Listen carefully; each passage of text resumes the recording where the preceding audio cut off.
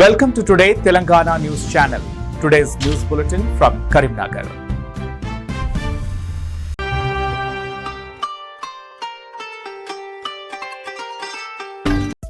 కరీంనగర్ జిల్లా కేంద్రంలోని రామ్నగర్ 46వ డివిజన్ గడప గడపకు కార్యక్రమం కొనసాగుతోంది. రామ్నగర్ 46వ డివిజన్లో కంజర్ల రేణుక ఇంటింటికి వెళ్లి ప్రజల సమస్యలను అడిగి తెలుసుకుంటున్నారు.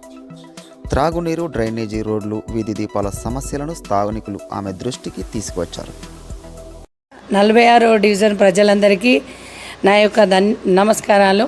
ఇంకొకటి ఏంటంటే ఈ డివిజన్ డోర్ టు డోర్ ప్రచారంలో భాగంగా చాలా సమస్యలు ఉన్నాయి. గత కార్పొరేటర్లు ఎలాంటి సమస్యలు పరిష్కరించలేదు. డివిజన్ల రేషన్ కార్డులు అయితేనేమి, పింఛన్స్ అయితేనేమి, రోడ్స్ అయితేనేమి, డ్రైనేజు, సీసీ కెమెరాలు, వాళ్ళు ఎంత అంటే ఒక్కొక్కరు లేని వాళ్ళకు కూడా ఇండ్లు కూడా రాలే, జాగాలు రాలే, మాకు ఏది లేదమ్మా, పింఛన్స్ లేవని పాపం ముసలోళ్ళు చాలామంది, మేము ఒక 12-10 ఇయర్స్ నుండి ఉంటున్నాం, మాకు ఏది లేదని చాలామంది జనాలు బాధపడుతుండ్రు. అంటే గత కార్పొరేటర్ ఇంత అధ్వానంగా చేసిండు ఈ గల్లీని, ఈ డివిజన్ని. ఇప్పుడు నేను మార్చాలని అనుకుంటున్నాను. కాబట్టి ప్రజలు మరియు డివిజన్ ప్రజలందరూ, పెద్దలు అందరూ నాకు సహకరించాలని కోరుకుంటున్నాను.